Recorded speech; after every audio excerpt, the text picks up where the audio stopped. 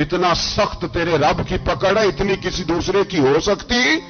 याद रखिए और थोड़ा एहतियात करें हम सब लोग भी, जो हम लोग आधी जुबान बोल के भी इनकी सपोर्ट करते हैं। अब शर्म आनी चाहिए हमें इन हुकूमतों की सपोर्ट करते जो मुसलमानों की लाशों के ऊपर हुकूमतें कायम करते हैं, शर्म आनी चाहिए। बहरहाल बात दूर निकल जाएगी और मैं अपने मजमून पे रहता हूं। अहले बैत का प्यार अगर सिखाया है तो जनाब उमर ने सिखाया है रदी अल्लाह ताला अन्हो, इमाम हसन मिलने। आप यकीन करें, मैं जब इस वाकया को पढ़ता हूं तो मेरा दिल झूम जाता है।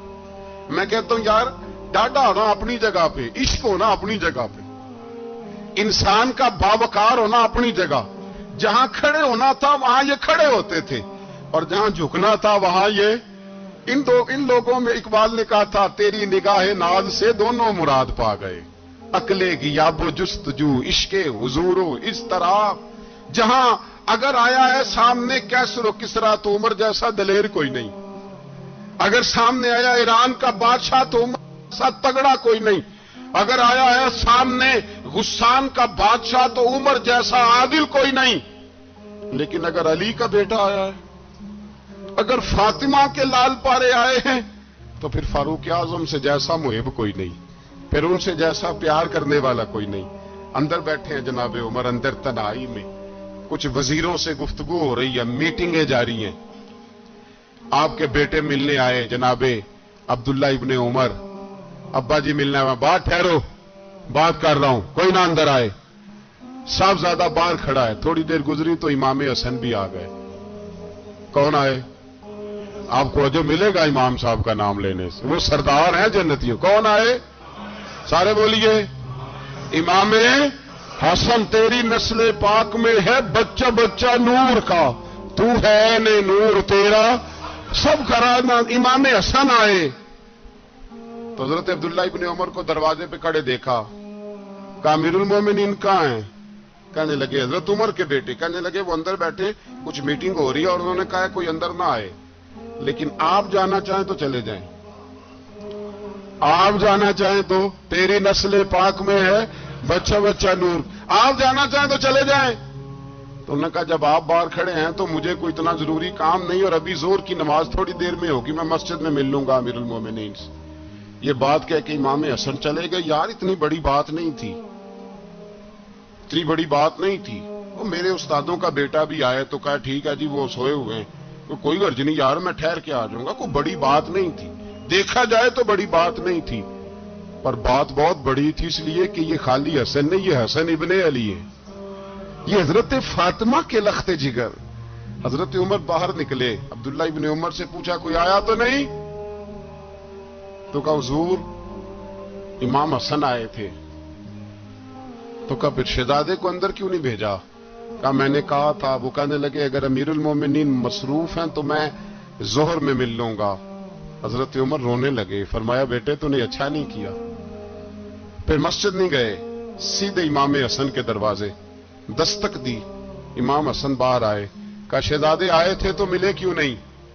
तो इमाम हसन कहने लगे हुजूर आपका अपना बेटा दरवाजे पे खड़ा था, आपका अपना बेटा दरवाजे पे खड़ा था, और मना भी किया था आपने, तो मैं जोर में मिल लेता। हजरत इमाम हसन फरमाते जोशे जज्बात में जनाब उमर ने सर से पगड़ी उतार दी, जोशे जज्बात में। कहने लगे हसन मेरे बेटे का और आपका क्या मुकाबला?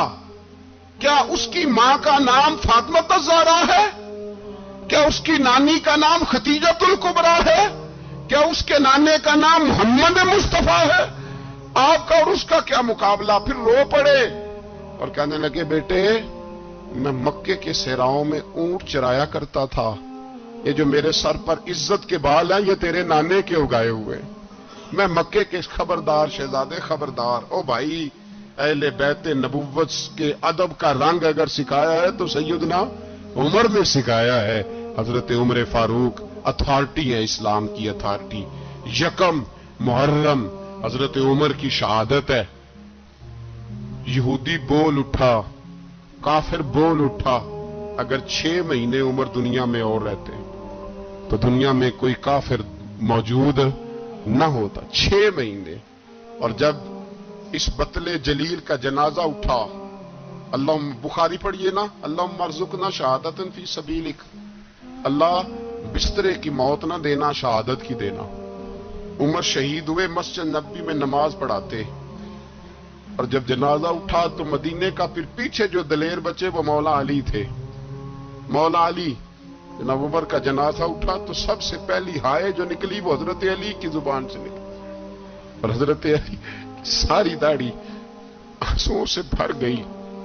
लोगों ने कहा कि अली क्या हुआ? फरमाने लगे तुम देख नहीं रहे जनाजा किसका उठा है, पलट के देखो तो सही। तुम पता नहीं ये कौन गया है? हुजूर क्या हुआ? आप फरमाने लगे उमर इस तरह के काम करके गया है, अब इनके रस्तों पे कौन चलेगा? कौन इसके जिगर राहे वफा में? मैं नक्श ऐसे छोड़ आया हूं, मैं जिस मंजिल से गुजरा हूं वो अब तक याद करती है। हजरत अली हजरत उमर के जनाजे पे खड़े होकर कहते हैं अल्लाह मुझे उस तरह के अमल करने की तौफीक दे जिस तरह की उमर करके गया। मेरे भाई बतले अजीज, बतले हुर्रियत हजरत उमर रदी अल्लाह ताला अन्हो, जो अपनी जिंदगी इनकलाब वाली गुजार के गए। उमर जब दुनिया से गए तो 80 दिनार का कर्जा था, 22 लाख मुरब्बा मील का हुक्मरान।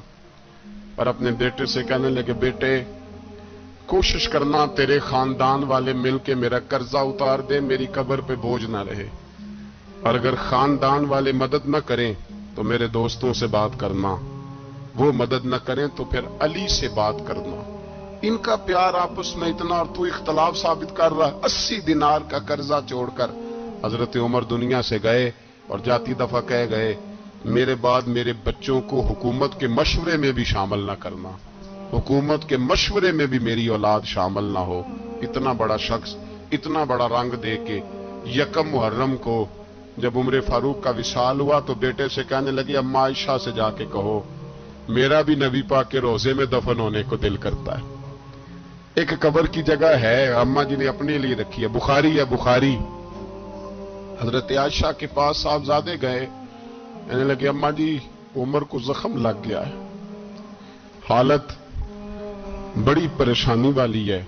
वो कहते हैं अगर अम्मा इजाजत दे। सैयद आयशा रो पड़ी, फरमाने लगी कि वो अपनी कब्र की जगह तो नहीं ना किसी को देता, पर उमर ने कमाल ही बड़ा किया। उसे कहो जाओ गुंबद खजरा में कयामत तक जो मुस्तफा पे और अबू बकर पे सलाम पड़ेगा वो तुझ पे भी सलाम पढ़ के जाएगा, जाओ मैंने जगह दी।